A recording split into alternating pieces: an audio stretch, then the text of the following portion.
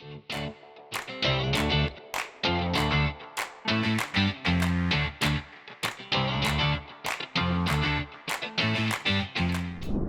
हूं Akanksha Nama and welcome to alignment talks. ये show उन लोगों के लिए है जो अपने बिजनेस, लाइफ और करियर में अलाइनमेंट के साथ ग्रो करना चाहते हैं। अलाइनमेंट टॉक्स में हम उन leaders, business professionals, entrepreneurs, HR leaders को सुनते हैं जिन्होंने स्ट्रगल के बाद भी अपना रास्ता बनाया। आज का एपिसोड ट्रूली स्पेशल है क्योंकि हम मिलने जा रहे हैं एक ऐसे पावर कपल से जिन्होंने अपने करियर की शुरुआत किचन से कैंडल बनाने से शुरू की और आज 3 फैक्ट्रीज के ऑनर हैं और अपने प्रोडक्ट्स को ग्लोबली एक्सपोर्ट कर रहे हैं। They are the founders of Apco Aroma for you, Mr Ajay Jain sir and Mrs Soma Singh. आप लोगों ने अपने करियर की स्टार्टिंग कैसे की? हम लोग पहले तो जॉब में थे, दोनों लोग ही, है ना। जब हम लोग जयपुर आए तो जॉब से स्टार्ट की थी लाइफ हमने। और फिर हमने धीरे धीरे, ये था कि मुझे कैंडल्स का बहुत शौक था, तो ये भी था मन में कि चलो कैंडल्स परचेज करना तो बहुत महंगा होता था, बहुत कॉस्टली होता था, और लेकिन फिर भी हम लोग तो यूज कर ही रहे थे। और ये भी था कि चलो हम खुद से कुछ करके देखते हैं। तो स्टार्टिंग हमने वैसे ही की, अपनी किचन से स्टार्ट किया था। उस समय हमारे पास प्रॉपर कोई भी ऐसी जगह नहीं थी, फैक्ट्री नहीं थी कि हम कुछ अच्छा करते। तो हमने अपने किचन के स्लैब से ही काम शुरू किया है, जो कि फैक्ट है ये बिल्कुल। और हमारा एक टाइम सेट रहता था कि ये कुकिंग टाइम है, कुकिंग का काम सारा कंप्लीट करके हम वो अपने स्लैब को फिर से पेपर उसमें लगाकर फिर हम अपने कैंडल्स फिल करते थे, कैंडल्स बनाते थे। और बहुत मेसी होता था क्योंकि जगह छोटी थी, बट हमारे ड्रीम्स बहुत बड़े थे। छोटा सा किचन था, उसी में खाना बनाते थे। पहले खाना फिर किनारे रखाता था, फिर पेपर लगते थे, वहां पे कैंडल्स बनती थी। बहुत मैसी होता होगा ये सब मैनेज मैसी करना। आपको कैसे समझाऊं? जब थोड़ा सा काम थोड़ा सा और बढ़ा तो छोटे से बरामदे में भी कैंडल होती थी। कई बार तो ऐसा हुआ कि कैंडल के बीच में से रास्ता बना के हमें बेड तक जाना पड़ता था। हमारे बरामदे में, हमारे लिविंग रूम में हर जगह कैंडल्स होता था। और मतलब उस समय फैक्ट्री वो ज्यादा लगने लगी थी, हमारा घर कम लगने लगा था। तो ऐसे ऐसे हमने काम स्टार्ट किया था स्टार्टिंग में। तो आगे तो फिर सब सही रहा, लेकिन मैं लोगों से यही कहना चाहती हूँ कि कभी भी कुछ छोटा ना सोचें। कब कब आपका काम बड़ा हो जाएगा आपको भी पता नहीं तो चलेगा। आपके विजन एकदम क्लियर थे। बिल्कुल क्लियर थे, बिल्कुल। सर, ऐसा क्या था कि आपने जॉब छोड़ के एज अ बिजनेस स्टार्ट करने का प्लान किया? मैं जब जॉब में था तो टेक्निकल सारा कुछ देखता था, ऑलमोस्ट फैक्ट्री हैंडल करता था। तो वहाँ की जो ऑनर थी उनसे एक दिन डिस्कस हुआ, वहाँ कैंडलें काफ़ी लगती थी कि क्यों ना हम ही लोग कैंडल की फैक्ट्री स्टार्ट करें। तो प्रपोज़ल मेरे को अच्छा लगा, वाइफ भी, मैं देखता था कि वाइफ भी मेरे साथ ज्वाइन कर ले। लेकिन सारी तैयारियां करने के बाद ऑल ऑफ सडन वो बैकफुट पे आ गए कि नहीं, हमें कैंडल फैक्ट्री स्टार्ट नहीं करनी है। तो वो चीज़ मेरे को बहुत पिंच कर गई, क्योंकि उसी वजह से इसने अपनी जॉब भी छोड़ी। तो उस स्टेज में, उस फाइनेंशियल कंडीशंस में आप समझ सकते हो कि क्या पोजीशन होगी कि जहाँ दोनों हस्बैंड वाइफ कमा रहे हो और एक की जॉब चली जाए किसी और की वजह से। तो वो चीज़ मेरे को बहुत ज़्यादा हिट कर गई थी। तो उसी दिन डिसाइड किया था कि जितना सेल फिगर इनका है, इनसे 10 गुना लेके जाऊंगा मैं। परफेक्ट। तो वो एक चैलेंज रहा है मेरे लिए और उसको मैं पूरा कर रहा हूँ। सर, कैंडल बनाने का आइडिया आपके किचन तक कैसे आया? ये कोई एक्सपेरिमेंट था या आप लोगों की हॉबी थी?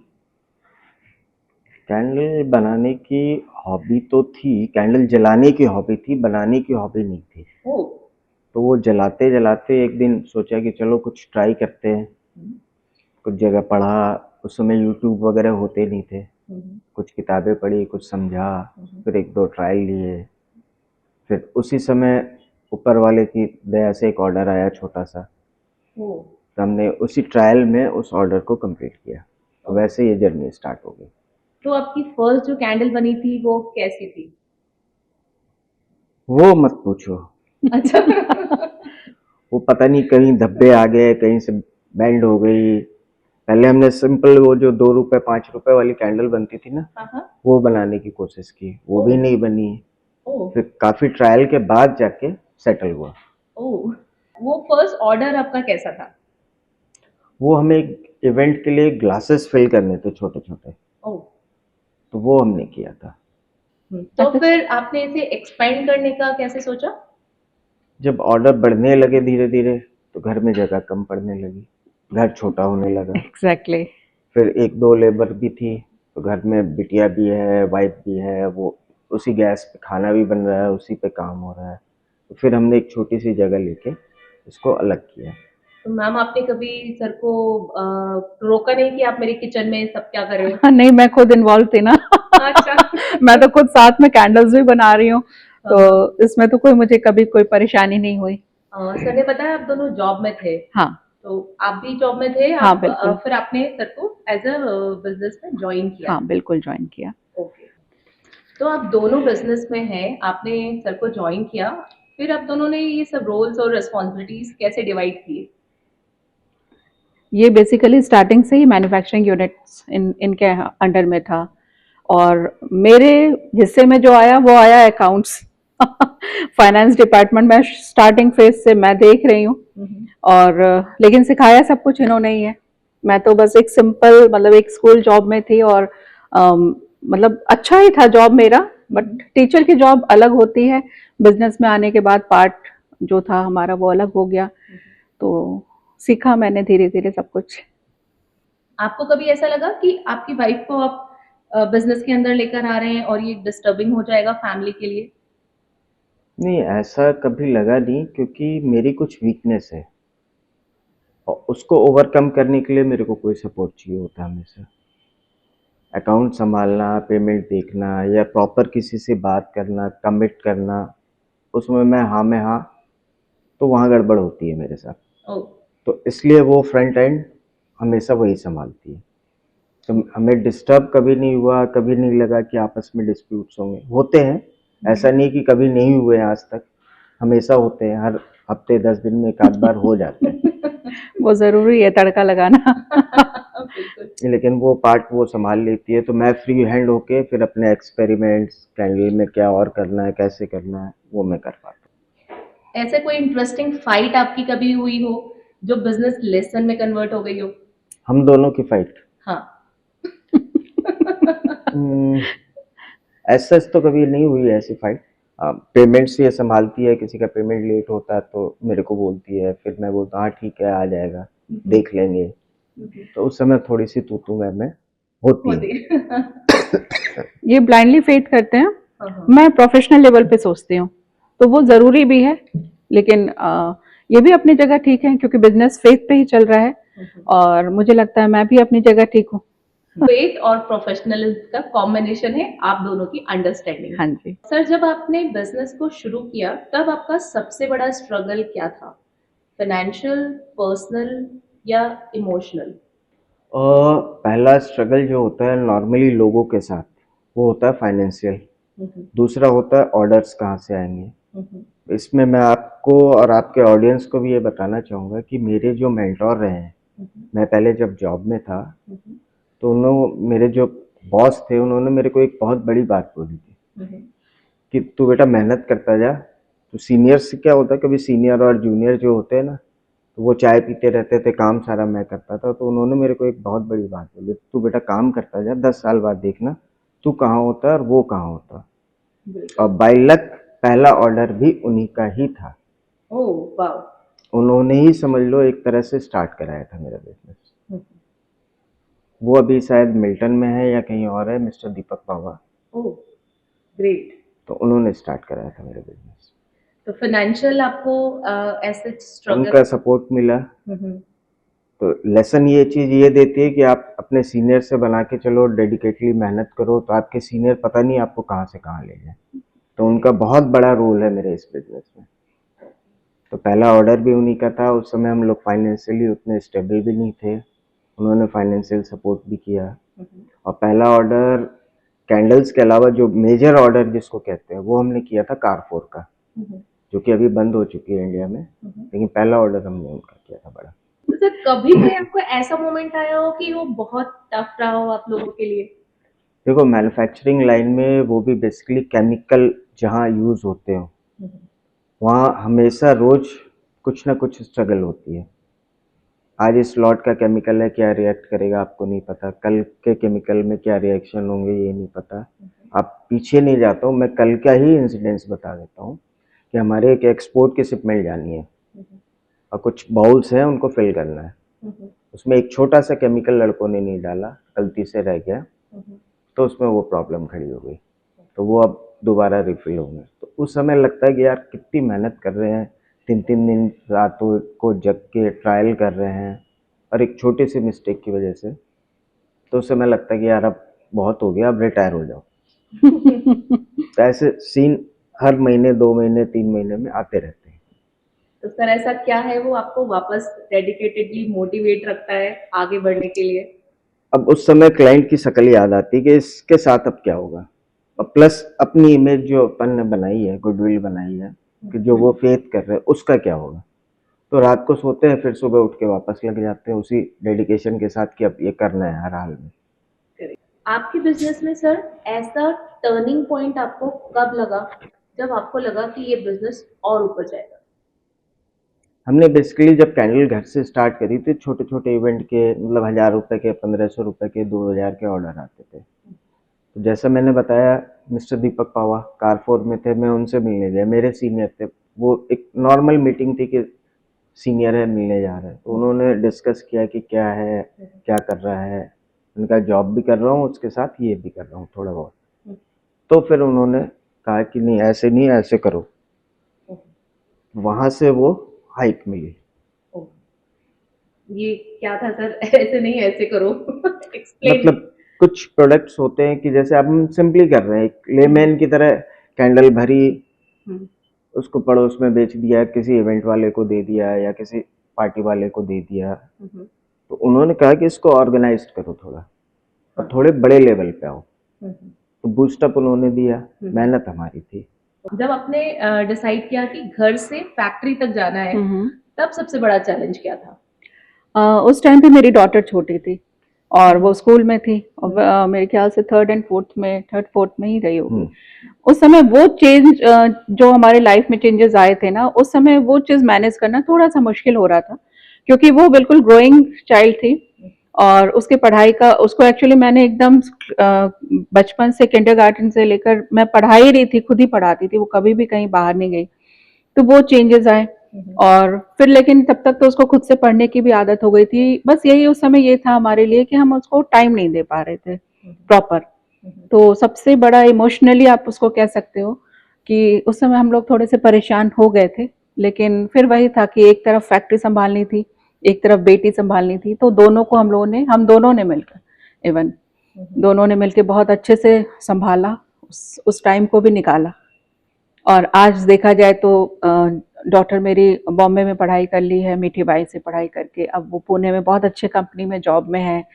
तो उसको, उससे भी कभी मैं अगर पूछती हूँ कि कभी तुम्हारा कोई रिग्रेट पॉइंट या कुछ ऐसा लगा कि हम लोगों ने टाइम नहीं दिया, तो ऐसा उसके लाइफ में कोई ऐसा मेमोरी नहीं है कि नहीं मम्मी ने टाइम नहीं दिया, या पापा, अगर पापा कम दे रहे हैं तो मम्मी पूरा फुलफिल कर रही है, मैं नहीं दे पा रही हूँ तो अजय जी पूरा फुलफिल कर रहे थे उस टाइम पे भी।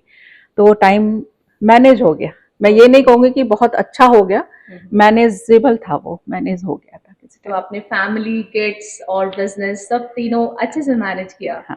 तो आपने आपका सबसे पहला एम्प्लॉय कब हायर किया? जब हमने जस्ट स्टार्ट किया था किचन से, उसके जस्ट कुछ दिन बाद ही हमें ऐसा लगा कि एक अब हेल्पिंग हैंड हाँ। चाहिए हमें, तो उस समय ही एम्प्लॉय हायर किया था। ये 2014 या 15 की बात है। क्या रोल्स और रिस्पॉन्सिबिलिटीज के साथ में आपने उस एम्प्लॉय को हायर किया?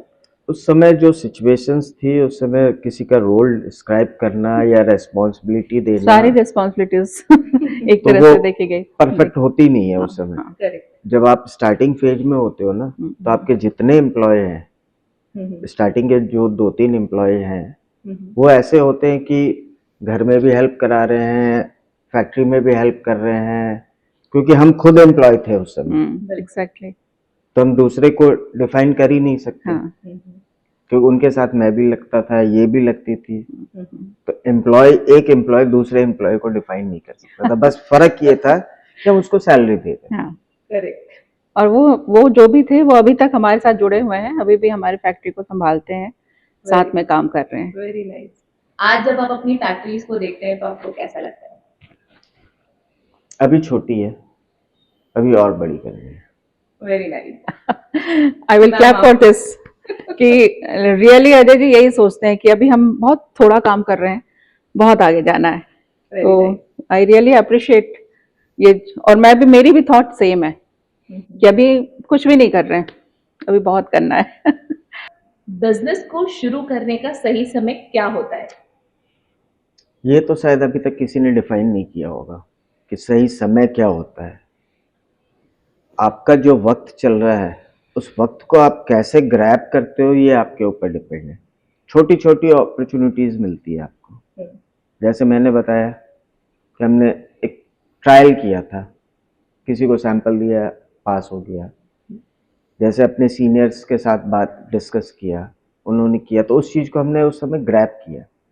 और उसी समय अगर हम ये लालच करते हैं कि नहीं, अच्छी खासी जॉब है, इसको छोड़ के जा रहे हैं उधर, पता नहीं बिजनेस चलेगा कि नहीं चलेगा, तो उस समय फिर प्रॉब्लम हो जाती है। तो वो चैप्टर हमारा वहीं ख़त्म हो जाता, हम यहाँ तक नहीं आ पाते।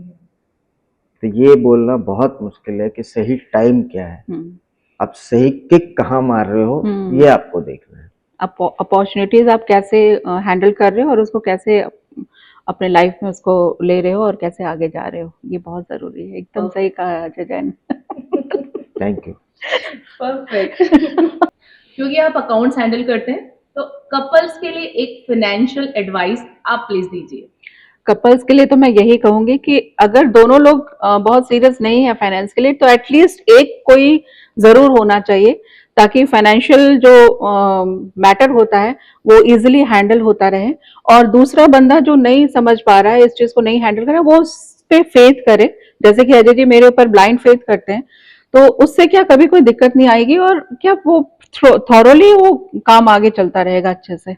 कपल्स के लिए तो मैं यही कहना चाहूंगी कि आप चाहे जॉब में हो या बिजनेस में हो, आप जो भी आप अर्न कर रहे हो उसको आप एटलीस्ट 4 या 5 में आप डिवाइड करो स्टार्टिंग से ही। सेविंग पे नो डाउट आपको सोचना है स्टार्टिंग फेज से ही। और एक हिस्सा हम चाहते हैं, मतलब हम लोगों का जो हम लोगों की सोच है वो डोनेशन में जानी चाहिए, क्योंकि सोसाइटी से जो हम अर्न कर रहे हैं वो सोसाइटी में जाना बहुत अनिवार्य होता है। एक हिस्सा आप वही एक्सपेंसेस है, डोनेशंस है, एक हिस्सा आप सेल्फ ग्रोथ पे डालो, क्योंकि अब जिस तरीके से वक्त निकल रहा, समय चल रहा है, उस पे अगर आप खुद के ऊपर खर्च नहीं करोगे, सेल्फ ग्रूमिंग कह लो, सेल्फ ग्रोथ कह लो, कुछ नई नई चीजें सीखो लर्निंग्स में, उस पे आप इन्वेस्ट करो। और चौथा आप बता दो। चौथा वही है, गोल्ड है, हाँ, म्यूचुअल फंड प्रॉपर्टीज है, प्रॉपर्टी है। हाँ, जो बेसिकली हमारे जो बुजुर्ग बोल गए हैं, वो अब हमें समझ में आता है, अब आता है समझ में कि वो सही कहते थे कि एसेट्स होना बहुत जरूरी है, डिवाइड करना बहुत जरूरी है। करेक्ट। नहीं तो वो रेशियोज जो है अगर नहीं हम बैलेंस करके चलेंगे तो आगे तो दिक्कत आनी ही है। अभी तो अच्छा लगता है कि हम फॉरेन ट्रिप चले गए या हम कहीं ज्यादा खर्चा कराए, और हम आगे चल के उसको बैलेंस करेंगे, वो बैलेंस कभी नहीं होता है। नहीं, आजकल तो सब जैसे हाँ, सैलरी आती है अगले दिन हाँ, वो खर्च हो जाती है। बिल्कुल बिल्कुल। और ये लेसन मेरी डॉटर अभी से, मैं तारीफ इसलिए कर, ऐसा नहीं कि वो डॉटर है इसलिए कर रही हूँ, एज ए ह्यूमन बीइंग वो हम लोगों को देख रही है बचपन से और सीख रही है, तो उसको अभी से उसको मनी मैनेजमेंट मुझसे ज्यादा, या कहेंगे अजय जी से ज्यादा ज्यादा एक्टिव है वो मनी मैनेजमेंट में, और बहुत अच्छे से हैंडल कर रही है वो अपने फाइनेंस को। हाँ, आजकल के यंगस्टर्स मनी मैनेजमेंट कर रहे हैं, ये सुन हाँ। के भी बहुत अच्छा लग रहा है। तो सर, आपका बिजनेस मॉडल वो क्या है? B2B, B2C, या सिर्फ आप एक्सपोर्ट्स ही करते हैं? नहीं, हमारा एक्सपोर्ट के अलावा B2B पे ही फोकस रहता है, क्योंकि प्रोडक्शन में हमें रोज की कंजप्शन चाहिए। रोज सुबह आँख खुलते के साथ सुबह 1 लाख रुपए खर्चा फैक्ट्री के लिए तैयार चाहिए होता है, तो वो आप B2C में नहीं कर सकते, तो हम B2B की तरफ ही रहते हैं हमेशा। तो आपने कहा B2B करते हैं, तो इसमें व्हाइट लेबलिंग आप करते हैं? हम लोग काफ़ी क्लाइंट्स के लिए कर रहे हैं, इवन उनकी डिज़ाइनिंग भी उनकी होती है, बॉक्स डिज़ाइनिंग भी उनके अकॉर्डिंग होता है, सब कुछ उनके अकॉर्डिंग होता है। बस एक इशू रहता है कि क्वांटिटी का, अगर क्वांटिटी है तो उसमें हमें कोई प्रॉब्लम नहीं होती। तो मैम, आपके प्रोडक्ट्स अभी कहाँ कहाँ पे सप्लाई हो रहे हैं? प्रोडक्ट्स तो हमारे ऑल ओवर इंडिया में है, आपको मालूम ही है। ताज ग्रुप से हम जुड़े हुए हैं, ताज ग्रुप्स में जा रही है, ललित में जा रहा है हमारा। फिर सेलिब्रिटीज़ तो हैं ही हमारे क्लाइंट लिस्ट में होते ही हैं, उनकी वेडिंग्स होती है या उनका कोई भी प्रोग्राम हो रहा है तो हमारे जैसे कैंडल्स अभी जा रहे हैं। सिक्स सेंस में कैटरीना की शादी हुई थी, उसमें भी हमारी ही कैंडल थी, विकी कौशल एंड कैटरीना कैफ की शादी थी। तो ऐसे हमारे तो जुड़े हुए हैं लोग हमसे, इवेंट्स वाले, बहुत अच्छे अच्छे हाई लेवल्स के इवेंट्स वाले हमसे जुड़े हुए हैं। तो सेलिब्रिटीज तक भी हमारी कैंडल्स पहुंच जाती है। आप दोनों में से कौन ज्यादा क्रिएटिव है? ऑफ कोर्स मैं, अजय जी। क्योंकि मेरी क्रिएटिविटी से ही सारा कुछ चल रहा है। बिल्कुल। ये क्रेडिट तो मैं लूंगा, हाँ मैं खुद भी क्योंकि बोल रही रोज हूँ अजय जी। एक्सपेरिमेंट्स करना, हाँ उनको ऑब्जर्व करना, वो पेशेंस रखना और रोज नए नए आइडियाज डेवलप करना, वो हर किसी में होता नहीं, ये बाय बर्थ है। Oh wow, God gifted. That's great. और सबसे ज्यादा आप दोनों में से कैंडल्स कौन जलाता है? वो ये जलाते हैं। मुझे तो कैंडल्स का बहुत शौक है स्टार्टिंग से, बहुत ज्यादा। मैं एक्सपेरिमेंट करूंगा, कुछ नया ट्रायल करूंगा, कुछ बना के लाऊंगा, जलाएंगे ये। फिर रात को 2 बजे उठ के भले मेरे को देखना पड़े कि कैसी जल रही है कैसी नहीं जल रही है, ओह, वो काम मेरा है। लेकिन तो साथ का आपकी टेस्टिंग भी हो जाती है और मेरा शौक भी पूरा हो जाता है। एक वर्ड में सर मैम को डिफाइन कीजिए as your business partner. Accountable, क्योंकि ये हर चीज की जिम्मेदारी अपनी प्रॉपर निभाती है और लेती भी है। क्योंकि मेरा बिजनेस जो आज ग्रो किया है उसमें इसका बहुत बड़ा रोल है, इसके बिना मैं यहाँ तक नहीं पहुँच पाता। एक वर्ड में सर को डिफाइन कीजिए as a business partner. Innovative, क्योंकि बहुत ये नई नई चीज़ें ये बहुत इन्वेंट करते रहते हैं और बहुत क्रिएटिव है। तो अगर ये क्रिएटिविटी नहीं होती या फिर हम नई नई चीज़ें इन्वेंट नहीं करते तो हम शायद यहाँ तक नहीं आते। वो घिसी पिटी चीज़ें ही करते रहो, वो बिजनेस में मज़ा नहीं आता है। तो हर महीने हमारे यहाँ कुछ ना कुछ नया होता है, नया बनता है और हम लगे रहते हैं उसमें। सर उन लोगों के लिए एक मैसेज जो अपना बिजनेस शुरू करना चाहते हैं। पूरी पेशेंस के साथ और परफेक्शंस के साथ और पंक्चुअलिटी के साथ आप बिजनेस में लगे रहो। टाइम लगेगा, सक्सेस जरूर मिलेगी। आपको इसमें सोचने का कुछ भी नहीं है, जस्ट स्टार्ट करना है, स्टार्ट करके लगे रहना है। ऐसी कौन सी एक वैल्यू जो आप दोनों ने कभी कॉम्प्रोमाइज नहीं की? वो हमारी क्वालिटी है, उसके लिए हमें चाहे कितनी भी मेहनत करनी पड़े, हम कोशिश करते हैं कि अपना बेस्ट निकाल के दे पाए। आपके लिए सक्सेस का मतलब क्या है? सक्सेस तो एक हमारे लिए तो है सेल्फ हैप्पीनेस और सेल्फ सेटिस्फैक्शन तो है ही, नो डाउट। प्लस ये है कि हम अब इतने कैपेबल हैं कि हम दूसरों के लिए काम आ रहे हैं, काम आ सकते हैं, आगे भी इन फ्यूचर काम आ सकते हैं।